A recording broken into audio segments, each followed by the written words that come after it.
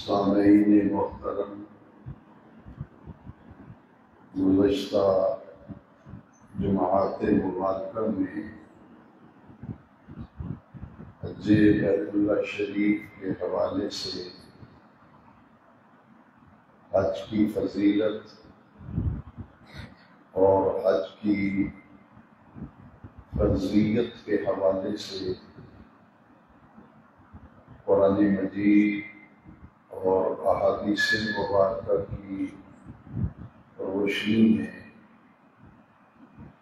چند اہم باتیں جن کا جاننا ہر صاحب ایمان کے لیے ضروری ہے بیان کی گئی۔ گزشتہ جمعہ مبارکہ میں نے عرض کیا تھا کہ آنے والے جمعہ مبارکہ میں حج کا طریقہ بیان کیا جائے گا تاکہ حج کیسے ادا کیا جاتا ہے،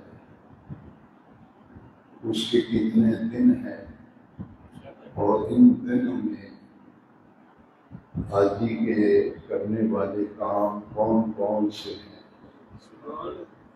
تاکہ ہمارے وہ بھائی جو اس مرتبہ حج بیت اللہ شریف کے لیے حاضری دے رہے ہیں وہ حج کا طریقہ سیکھ لیں، سمجھ لیں اور ان کے لیے حج کرنے میں آسانی ہو۔ حج کے مکمل 5 دن ہیں۔ مکمل حج 5 دنوں میں اس کے مناسک پورے ہوتے ہیں، اسی لیے انہیں ایام حج کہا جاتا ہے کہ حج کے دن یہ ٹوٹل 5 دن ہیں جو 8 ذی الحج کو مناسک حج شروع ہوتے ہیں اور 12 ذی الحج کو مناسک حج ختم ہو جاتے ہیں۔ مکہ مکرمہ میں 8 ذی الحج سے پہلے تمام حاجیوں کو پہنچا دیا جاتا ہے۔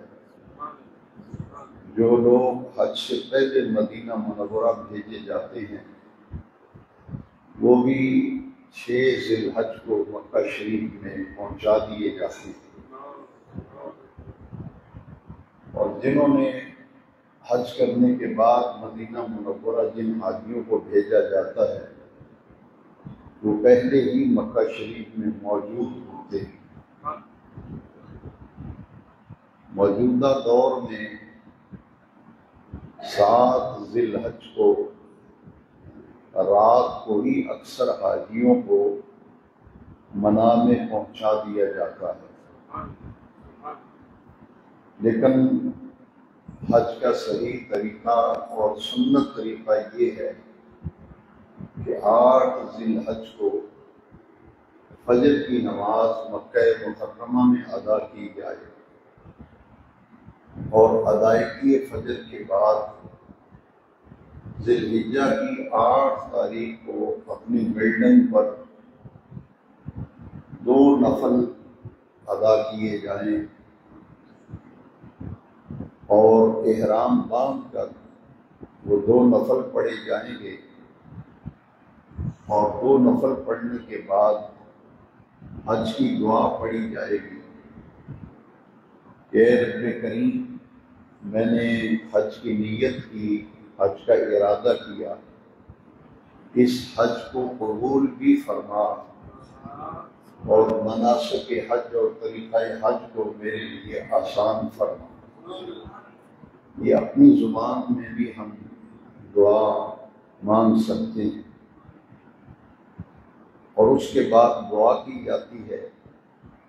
بلڈنگ پر ہی نفل پڑھیں، وہیں احرام باندھیں، نیت کریں اور دعا مانگیں، اور مرد حضرات 3 مرتبہ قدر بلند آواز سے پڑھیں گے، اور جو عورتیں حج کا ارادہ کرتی ہیں، نفل پڑھتی ہیں، ان کے لیے 3 مرتبہ آہستہ پڑھنا، جسے تلبیہ کہتے ہیں، لبیک اللہم لبیک لا شریک لک لبیک ان الحمد والنعمت لک والملک لا شریک لک۔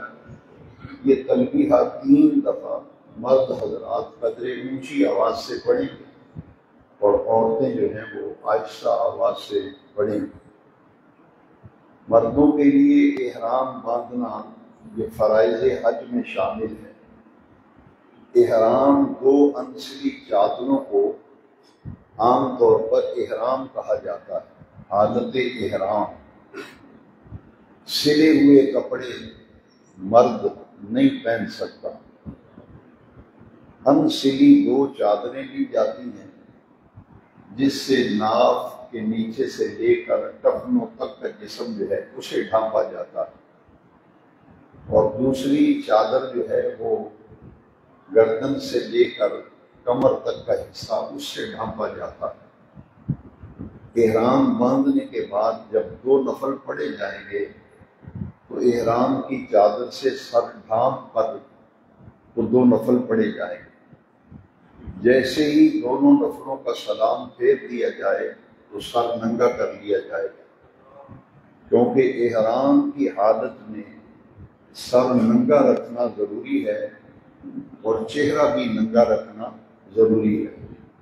جب حالت احرام میں آ جائیں تو سر بھی نہیں ڈھانپ سکتے اور چہرے پہ بھی احرام نہیں ڈال سکتے، خوشبو نہیں لگا سکتے، اپنے بال کو توڑ نہیں سکتے۔ ان چیزوں کو احرام کی حالت میں حرام قرار دے دیا جاتا ہے، وہ کام کرنے منع ہو جاتے ہیں، اس لیے اسے احرام کہتے ہیں۔ اس حالت کے اندر یہ کام جو ہے وہ ممنوع ہو جاتے ہیں، حرام ہو جاتے ہیں۔ عام طور پر ٹیشو پیپر خوشبو والے ہوتے ہیں، وہ استعمال نہیں کر سکتے، کوئی خوشبو والی چیز نہیں لگا سکتے، استعمال کر سکتے۔ یہاں تک کہ صابن جو ہے، اگر خوشبودار صابن سے وضو کریں گے وہ بھی درست نہیں، وہ بھی خوشبو کے بغیر حاجیوں کے لیے الگ سے صابن دستیاب ہوتا ہے، وہ استعمال کیا جاتا ہے۔ اس کے بعد حج کا احرام بھی باندھ لیا، نفل بھی پڑھ لیے، تلبیہ بھی پڑھ لیا، حج کا نیت و ارادہ بھی کر لیا۔ اب مختصر سا سامان لینا ہے، ایک چٹائی لینی ہے، ایک سوٹ کپڑوں کا لینا ہے، اور اپنی ادویات، ضرورت کی چیزیں چھوٹے سے بیگ میں رکھ لیں، کیونکہ ان 5 دنوں کے اندر سامان ساتھ لے کر جانا حاجی کے لیے مشکلات کا باعث بنتا ہے۔ اس لیے سامان بلڈنگ پہ رہے گا، مختصر چھوٹا سا ایک بیگ ہو جس میں ایک جوڑا کپڑوں کا ہو، ایک تولیہ ہو، ایک چٹائی ہو، ہاتھ میں پکڑ لیں۔ اب منا کی طرف روانہ ہوں گے۔ 8 ذی الحج کو مکہ شریف سے حج کے مناسک شروع ہو گئے، یہاں سے منا میں پہنچنا ہے، اور وہاں پہنچ کر کوئی خاص دعا، کوئی خاص عبادت ایسی مقرر نہیں ہے جو منا میں کی جائے۔ البتہ 4 کام بہت ضروری ہیں کہ یہ وقت دعاؤں کے اندر صرف کریں، تلبیہ پڑھتے رہیں، دعائیں مانگتے رہیں، استغفار کرتے رہیں۔ 4 نمازیں منا میں 8 ذی الحجہ کو پڑھی جائیں گی، ظہر کی نماز، عصر کی نماز، مغرب کی نماز اور عشاء کی نماز۔ یہ 4 نمازیں حج کے پہلے دن حاجی منا میں جا کے پڑھتا ہے، اور زیادہ وقت اپنے خیمے کے اندر ہی حاجی کو گزارنا چاہیے۔ عام طور پر دیکھا گیا ہے کہ منا میں پہنچنے کے بعد، کیونکہ کوئی خاص کام اور تو حاجیوں کا ہے نہیں، صرف منا کے اندر ٹھہرنا ہے، نمازیں 4 پڑھنی ہیں، تو حاجی اس فارغ وقت میں کیا کرتے ہیں؟ سیاسی بحث کرتے ہیں۔ جس پارٹی کے ساتھ جس کا تعلق ہوتا ہے وہ اپنی پارٹی کی باتیں کرنا شروع کر دیتا ہے، دوسرا حاجی اپنی پارٹی اور پاکستان کی سیاست، اس پہ بحث تمیز، یہاں تک اونچی اونچی آواز سے ایک دوسرے کو کاٹنے کی کوشش کرتے ہیں۔ اس سے حج کی ساری برکتیں حاجی ضائع کر دیتا۔ یہ دن تو صرف اللہ کے لیے ہے، یہ دن تو خدا کو یاد کرنے کا دن ہے، یہ تو گناہوں کی معافی مانگنے کا دن ہے۔ لہذا اس دن نہ کسی قسم کی بحث، نہ کسی قسم کی تمیز، کوئی اور بات بالکل کرنی ہی نہیں چاہیے۔ زیادہ وقت ذکر کے اندر گزرے اور یہ 4 نمازیں پوری توجہ سے، استغراق، انہماک سے ادا کی جائے گی۔ پھر رات منی کے اندر حاجی گزارتا ہے۔ یہ حج کا پہلا دن تھا۔ اب دوسرا دن حج کا جو ہے وہ 9 ذی الحجہ ہے۔ اس دن حج کا رکن اعظم، سب سے بڑا رکن، جسے رکن رکین کہتے ہیں، جسے پوری حج کی جان کہتے ہیں، کیونکہ نبی کریم علیہ السلام کی اس بارے میں ایک حدیث شریف بھی غور سے سماعت فرما لیں۔ حضور نبی نور و رحمت صلی اللہ علیہ وسلم نے فرمایا الحج عرفہ، کہ حج جو ہے یہ تو عرفہ ہے، یعنی میدان عرفات کے اندر زوال کے بعد سے لے کر غروب آفتاب تک عرفات کے اندر وقوف کرنا، ٹھہرنا، یہ حج کا سب سے بڑا رکن ہے۔ یہاں آدمی کوئی ذکر نہ کرے، خاموشی سے بیٹھا رہے، تو جو حدود عرفات میں داخل ہو جاتا ہے اللہ تعالیٰ کی بارگاہ میں اس کا نام حاجی لکھ دیا جاتا ہے۔ یہ حج کا سب سے بڑا رکن ہے، اور اس کی روانگی کا وقت جو ہے فجر کی نماز کے بعد ہے۔ اس لیے جو آج کل وہاں طریقہ کار بنایا گیا ہے وہ یہ ہے کہ رش بہت زیادہ ہوتا ہے، لہذا حاجیوں کو بعض اوقات فجر کی نماز سے پہلے ہی وہ روانہ کر دیتے ہیں کہ حاجی صاحب چلو عرفات میں، چلو عرفات میں، لیکن ان کی بات پہ جانا نہیں چاہیے، کیونکہ سنت طریقہ یہ ہے کہ فجر کی نماز منا کے اندر پڑھیں، حدود بنا کے اندر فجر کی نماز پڑھ کے اب عرفات کی طرف روانہ ہوں اور تلبیہ پڑھتے جائیں۔ اسی لیے حجاج کرام جب ایک وقت میں کم و بیش 30 لاکھ حاجی میدان عرفات کی طرف روانہ ہوتا ہے تو ان سب کی زبانوں پر یہ لفظ جاری ہوتے ہیں لبیک اللہم لبیک، لبیک لا شریک لک لبیک، ان الحمد والنعمت لک والملک لا شریک لک۔ یہ تلبیہ ہے، یہ پڑھتے جانا چاہیے اور اس دن زیادہ سے زیادہ تلبیہ پڑھنا چاہیے۔ یہ پھر افراد جب میدان عرفات میں پہنچتے ہیں تو مسجد نمرہ میں خطبہ دیا جاتا ہے، میدان عرفات میں حج کا خطبہ، اور وہاں ظہر اور عصر کی نماز دونوں ظہر کے وقت میں ملا کے پڑھی جاتی ہے، کیونکہ حج کا طریقہ وہی ہے جو نبی کریم صلی اللہ علیہ وسلم نے جس طریقے پر کیا تھا آج اسی طریقے پر حج کرنا چاہیے۔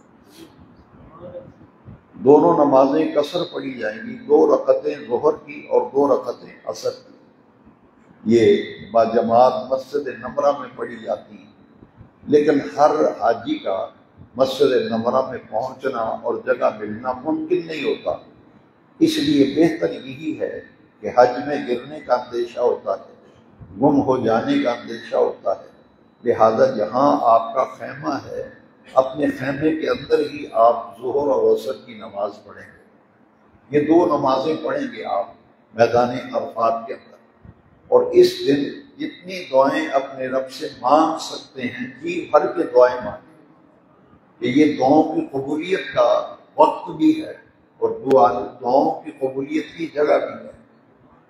میدان عرفات کے اندر ایک مقام ہے جس کا نام ہے جبل رحمت، یہ جبل رحمت پہ وقوف کرنا زیادہ ثواب ہے، زیادہ برکت ہے، لیکن وہاں 30 لاکھ آدمی سب ایک وقت میں وہاں بیٹھ نہیں سکتے، لہذا بہتر یہی ہوتا ہے کہ اگر آسانی سے جبل رحمت کے قریب پہنچ جائیں تو بہتر ہے، ورنہ جہاں بھی آپ کو جگہ ملے وہیں وقوف کریں۔ اور یہ وقوف کب تک ہوتا ہے؟ مغرب کی وقت تک۔ جیسے ہی سورج غروب ہوگا وقوف عرفات کا وقت ختم ہو جائے گا۔ یہ حج کا دوسرا دن ہے، اس دن کرنے کا کام کیا ہے؟ میدان عرفات جانا، ظہر اور عصر کی نماز، 2 نمازیں پڑھنا۔ جب سورج غروب ہو جائے تو مغرب کی نماز نہیں پڑھنی۔ دیکھیے یہ ہے اللہ رسول کا حکم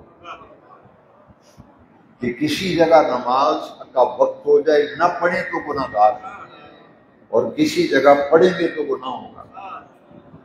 کیوں؟ اس لیے کہ آج اللہ کو یہی بات پسند ہے، اور نبی کریم علیہ السلام نے اسی طریقے پر حج کیا تھا۔ جتنے بھی حاجی ہیں، مغرب کا وقت ہو گیا ہے لیکن کوئی مغرب کی نماز نہیں پڑھے گا۔ وقت وقوف عرفات کا ختم ہو گیا، اب اگلا کام جو رات کے وقت کرنا ہے وہ بہت ضروری ہے۔ رات میدان عرفات میں نہیں ٹھہر سکتے، جیسے ہی سورج غروب ہوا ہے تو اسی وقت پھر روانہ ہونا ہے مزدلفہ میں۔ مزدلفہ میں رات گزارنی ہے۔ یہ حج کا طریقہ اور حج کے دن میں بیان کر رہا ہوں کہ رات گزاریں گے جا کے مزدلفہ میں۔ مزدلفہ جو ہے یہ میدان منا اور میدان عرفات کے درمیان میں ایک جگہ ہے۔ یہاں جب پہنچیں گے تو جب سے ہی سورج غروب ہو تو ہر حاجی اسی وقت نکلنے کی کوشش کرتا ہے۔ جو لوگ اس مرتبہ حج پہ جا رہے ہیں اور اس اجتماع میں موجود ہیں، ان سے میں گزارش کروں گا کہ وہ گھڑی کا ٹائم دیکھ کر 20 منٹ تک اپنی جگہ پہ بیٹھے رہیں۔ 20 جگہ سورج غروب ہو گیا ہے، 15-20 منٹ آپ ٹھہرے رہیں، کیونکہ وہ ریلا جب نکلتا ہے نا، ریلا، تو اس میں آدمی کے گرنے کا خطرہ ہوتا ہے، کچلے جانے کا خطرہ ہوتا ہے، لہٰذا 15 سے 20 منٹ تک اپنے خیمے پہ اپنی جگہ پہ بیٹھے رہیں۔ 20 منٹ کے بعد جب اٹھ کر نکلنے لگیں گے تو آپ دیکھیں گے کافی رش جو ہے وہ نکل چکا ہوتا ہے، لہٰذا جانے میں آسانی رہتی ہے۔ لہٰذا جیسے ہی سورج غروب ہو، لوگ میدان عرفات سے نکلنے لگیں تو بوڑھا آدمی، بیمار آدمی خاص طور پر، وہ تو 15 منٹ تک بیٹھا رہے آرام و سکون سے۔ جب پانی کا ریلا، آپ دیکھتے ہیں کہ سیلاب آتا ہے، پانی کا ریلا جب آتا ہے تو بہت نقصان کرتا ہے۔ اب ریلا جب گزر جاتا ہے بعد میں پانی پھر معمول کے مطابق بہتا ہے۔ اسی طرح رش سے بچنا چاہیے، اور پھر 15 منٹ کے بعد میدان عرفات سے نکلیں۔ اب جانا ہے مزدلفہ میں، رات گزارنی۔ مزدلفہ میں ایک مقام ہے مشعر حرام، وہاں مسجد بھی بن گئی، اس مسجد کا نام ہے مسجد مشعر الحرام۔ وہاں اگر رات قریب گزاریں گے مسجد کے آس پاس تو اس کی فضیلت زیادہ ہے، لیکن 30 لاکھ آدمی کے لیے یہ ممکن نہیں ہوتا کہ وہ مسجد مشعر حرام کے پاس وقوف کریں۔ لہٰذا جہاں بھی آپ کو جگہ ملے کوشش کریں کہ ایسی جگہ آپ رات گزاریں جہاں واش روم نزدیک ہوں اور وضو کی جگہ نزدیک ہو، کیونکہ رش کی وجہ سے پھر بڑی پرابلم ہوتی ہے۔ تو دیکھ لیں کہ آپ کی نظر واش روم وضو خانے پہ پڑ رہی ہے تو اس کے قریب ہی کہیں چٹائی بچھا لیں۔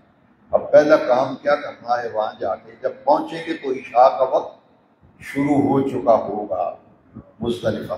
اب حکم یہ ہے کہ وہاں پہنچ کر پہلے مغرب کی نماز ادا کریں، مغرب کی نماز، اس کے بعد پھر عشاء کی نماز پڑھیں۔ باجماعت نماز یہاں ادا کریں تو زیادہ فضیلت ہے۔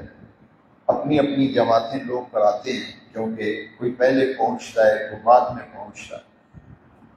اگر جماعت نہیں ملی تو آپ پھر اکیلے پڑھ لیں۔ 3 فرض پڑھیں گے مغرب کے، جو کہ آپ مسافر ہیں، صلاۃ المسافر پڑھیں گے، اور اس کے بعد پھر آپ عشاء کے 2 رکعتیں پڑھیں گے۔ اگر مسافر ہیں تو 2 پڑھیں گے، مسافر نہیں ہیں، مکہ مکرمہ کے گرد و نواح کا کوئی حاجی ہے، وہ پھر پورے 4 فرض عشاء کے پڑھیں گے۔ یہاں نوٹ کر لیجئے کہ عرفات میں ظہر اور عصر کٹھی ملا کے پڑھی، اور مغرب میں عشاء کے وقت میں مغرب اور عشاء دونوں نمازیں ملا کے پڑھیں، پھر ساری رات وہاں گزاریں گے۔ بہتر یہ ہے کہ یہاں رات کو اللہ تبارک و تعالی حاجیوں کی 2 دن کی شدید تھکاوٹ ہوتی ہے، نیند کا پورا نہ ہونا، سفر کی وجہ، 8 اور 9 ذی الحج کی تھکاوٹ، رات یہاں آرام سے سونے سے صبح جب 10 ذی الحج کو حاجی اٹھتا ہے تو تازہ دم اٹھتا ہے۔ کھلے آسمان کے نیچے رات گزارنی ہے، کھلے آسمان کے نیچے، اور رات کو اللہ تبارک و تعالیٰ ایسی ٹھنڈی ہوائیں چلاتا ہے کہ سارے حاجی سکون کی نیند سوتے ہیں۔ اور کوشش کرنی چاہیے کہ اگلے دن ایک اہم کام حاجی نے کرنا ہے جسے کہتے ہیں رمی جمرات، شیطان کو کنکر مارنے۔ اس کے لیے رات کو ہی کنکریاں چن لینی چاہیے مزدلفے سے۔ کنکریاں کہاں سے چنتے ہیں؟ مزدلفہ سے، جہاں رات گزاری ہے وہاں اللہ تعالیٰ کا یہ نظام ہے۔ آپ دیکھیں گے مزدلفہ میں آپ کو جگہ جگہ کنکر پڑے نظر آئیں گے، وہاں سے چھوٹی سی تھیلی بنا لیں جس میں آپ کنکر جمع کر لیں، کیونکہ آپ نے اگلے 3 دنوں میں یہ کام کرنا ہے، ذی الحج کی 10 تاریخ بھی اور 11 بھی اور 12 بھی۔ 3 دن حاجی شیطان کو رمی کرتا ہے، کنکر مارتا ہے، لہٰذا یہ کنکر مزدلفہ سے ہی چن لیں اور کپڑے کی ایک تھیلی یہاں سے بنوا کے ساتھ لے جائیں، اس میں وہ کنکر جو ہے وہ جمع کر لیں۔ یہاں بھی طریقہ سمجھ لیں، جو مکتب والے ہیں وہ حاجیوں کو فجر سے پہلے کہتے ہیں چلو حاجی بنا، چلو حاجی بنا، لیکن یہ مسئلہ نوٹ کر لیں، سنت طریقہ یہ ہے کہ آپ فجر کی نماز مزدلفہ میں پڑھیں اور فجر پڑھنے کے بعد پھر آپ جو ہے منا کی طرف روانہ ہو گئے، میدان منا کے اندر، کیونکہ 8 ذی الحج آپ منا میں گزار چکے، وہ آپ کا جو خیمہ تھا اسی خیمے میں آپ ذی الحج کی 10 تاریخ کو آپ نے پہنچنا۔ لیکن اگر تھکاوٹ نہیں ہے تو پہلے یہ کام کریں کہ پہلا کام ذی الحج کی 10 تاریخ، یہ 5 دنوں میں سے حاجی کا مصروف ترین دن ہوتا ہے، مصروف ترین دن، اس لیے کہ اس دن حاجی کو 4 کام کرنے پڑتے ہیں۔ جس دن ہم یہاں بڑی عید کی نماز پڑھیں گے، قربانی کریں گے، اس دن حاجی منا کے اندر بڑا مصروف ہوتا ہے، 4 کام حاجی نے کرنے ہیں۔ پہلا کام شیطان کو کنکر مارنا، بڑا شیطان۔ ذی الحج کی 10 تاریخ کو 3 شیطان ہیں وہاں، بڑا شیطان، چھوٹا شیطان اور درمیان والا شیطان اور بڑا شیطان۔ اسے جمرہ اولا، جمرہ وسطیٰ اور جمرہ عقبہ، یہ 3 نام ہیں۔ تو اس دن سب سے بڑا شیطان جو ہے ذی الحج کی 10 تاریخ کو صرف اسی کو کنکر مارے جائیں گے۔ کنکر مارنے کے بعد یہ پہلا کام ہے جو ذی الحج کی 10 تاریخ کو کیا جاتا ہے۔ اس کے بعد دوسرا کام ہے قربانی کرنا۔ دوسرا کام کیا ہے؟ قربانی کرنا۔ لیکن ہر آدمی وہاں قربانی اب نہیں کر سکتا، ممکن ہی نہیں رہا، اس کے لیے پھر مکتب والے پیسے جمع کر لیتے ہیں قربانی کے، اور آپ کا وقت آپ کو دے دیتے ہیں کہ آپ کی قربانی اتنے بجے ہوگی۔ پہلا کام رمی کرنا، دوسرا کام قربانی کرنا۔ جب آپ کو یقین ہو جائے کہ آپ کا ٹائم جو ملا تھا اس پہ قربانی ہو گئی، موبائل پہ ایپ بنی ہوئی ہے، اس پہ میسیج آ جاتا ہے حاجی کو کہ آپ کی طرف سے قربانی کر دی گئی۔ جب حاجی کو یقین ہو جائے کہ میری طرف سے قربانی ہو گئی ہے، اب تیسرا کام جو ذی الحج کی 10 تاریخ کو کرنا ہے وہ کام ہے حلق یا قصر۔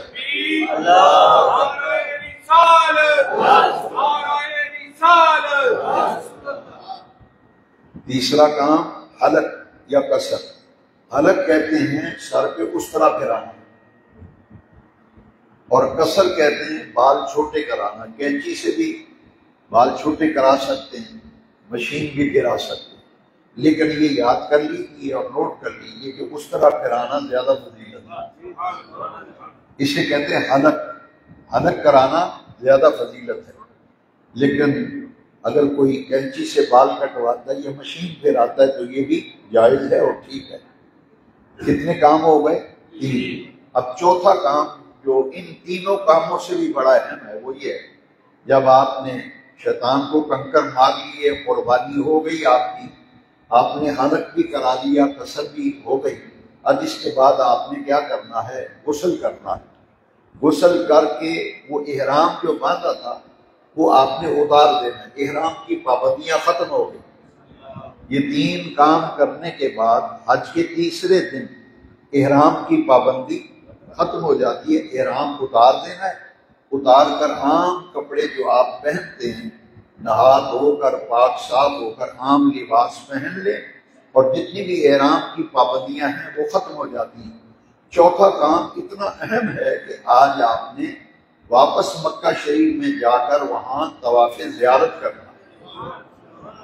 طواف زیارت، یہ مکہ شریف میں جائیں گے اور طواف زیارت کعبۃ اللہ کے ساتھ چکر لگائیں گے، صفا مروہ کے ساتھ پھیرے لگائیں گے۔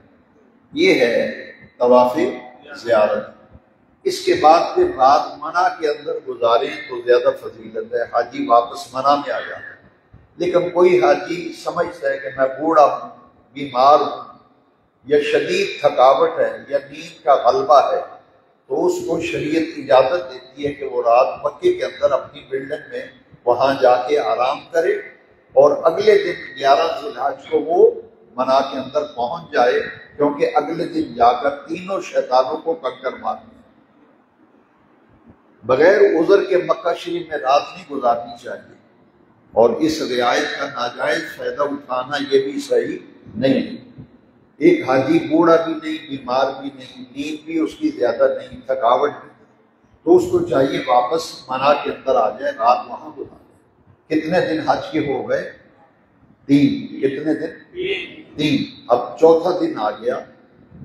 یہ ہم جب عید کی نماز یہاں پڑھیں گے، اس سے اگلا دن جو ہے 11 ذی الحج، اس دن حاجی نے صرف ایک کام کرنا ہے، صرف ایک کام، اور اس سے اگلے دن 12 ذی الحج کو بھی صرف ایک کام کرنا۔ وہ کیا ہے؟ تینوں شیطانوں کو کنکر مارنا۔ پہلے جمرہ اولا، جمرہ وسطیٰ اور جمرہ عقبہ، تینوں کو کتنے کنکر مارنے؟ 7۔ ہر شیطان کو 7 کنکر مارنے۔ اور اس دن حاجی کا اور کوئی کام نہیں منی کے اندر، بس دعائیں مانگے۔ کوئی خاص دعا مقرر نہیں، نہ کوئی خاص وظیفہ مقرر ہے۔ اس میں ہے دعا مانگے، استغفار کریں، توبہ کریں، اور پوری امت کے لیے دعائیں مانگیں۔ نبی کریم علیہ السلام پر کثرت سے درود پاک پڑھیں، کثرت سے درود پاک پڑھیں۔ اور چوتھے کلمے کی بڑی فضیلت ہے۔ حج کے 5 دنوں میں چوتھا کلمہ کثرت سے پڑھنا، یہ حاجیوں کے لیے اس میں بڑی خیر ہے اور بڑی برکت ہے۔ اب رمی کرنے کا طریقہ ذرا سمجھ لیں، اس لیے جو لوگ حج پہ جا رہے ہیں، بوڑھا آدمی، بیمار اور کمزور آدمی، اس کے لیے یہ مسئلہ سمجھنا بڑا ضروری ہے۔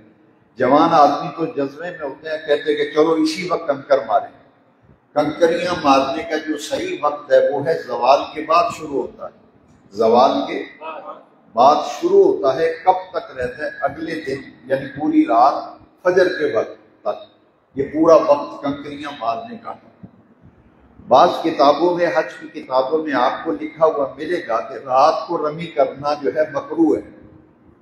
رات کو کہتے ہیں شیطان کو کنکر نہیں مارنے چاہیے، لیکن یہ اس زمانے کے لیے ہے جب روشنی کا انتظام نہیں تھا، روشنی بالکل نہیں ہوتی تھی، حاجیوں کو گرنے کا اندیشہ ہوتا تھا۔ اب تو وہاں رمی جمرات جب کریں گے رات کو، آپ دیکھیں گے دن کا سما ہوتا ہے، اتنی لائٹنگ ہوتی ہے کہ رات کا تو احساس ہی نہیں ہوتا۔ لہذا بوڑھا آدمی، بیمار اور زیادہ عمر والے لوگ، ان کو چاہیے کہ رات کے وقت جائیں اور آرام و سکون سے وہ شیطان کو کنکر مار سکے۔ 11 ذی الحج کو بھی رمی اور 12 کو بھی رمی، اور اس کا وقت زوال سے لے کر اگلے دن فجر کی نماز تک، جب بھی چاہیں گے آپ شیطان کو کنکر مار سکتے ہیں۔ اب جب آپ نے 12 ذی الحجہ کو شیطان کو کنکر مار لیے تو اب آپ کا حج مکمل ہو گیا۔ حج یہ 5 دن ہیں حج کے، جن میں کرنے والے کام بھی میں نے آپ کو بتا دیے۔ چند چیزیں اصطلاحی ہیں وہ معلومات میں اضافے کے لیے، کہ ذی الحج کی 8 تاریخ کو کہتے ہیں یوم الترویہ، 9 ذی الحج کو کہتے ہیں یوم العرفہ، اور 10 ذی الحج کو کہتے ہیں یوم النحر، اور ان دنوں میں 5 دن ہیں حج کے، حج مکمل ہو جاتا۔ اب اس کے بعد حاجی کا ایک کام کرنے والا ہے، وہ ہے طواف وداع۔ طواف، لوگ ودا لفظ بولتے ہیں، ودا لفظ غلط ہے، یہ ہماری پنجابی میں ودا کہتے ہیں، عربی کے اندر ودا لفظ ہے۔ طواف وداع اسے کہتے ہیں، طواف رخصت بھی کہتے ہیں، طواف رخصت۔ کیا ہم رخصت ہو کر حج کرنے کے بعد وطن واپس جا رہے ہیں تو پھر اسے کہتے ہیں طواف وداع یا طواف رخصت۔ یہ حاجی کے کرنے کے کام ہیں، اور حج کا مکمل طریقہ ہے جو میں نے آپ کو بتا دیا۔ یہ 5 دن ہیں جو حاجی کے کرنے کے ہیں، جو ضروری ہیں، جن کے بغیر حج ہوتا ہی نہیں، وہ چیزیں میں نے بیان کر دی۔ اللہ تبارک و تعالیٰ جو لوگ حج پہ جا رہے ہیں اللہ قبول فرمائے، آسانیاں فرمائے، اور جو ابھی تک نہیں کر سکے اللہ کریم انہیں توفیق عطا فرمائے۔ وآخر دعوانا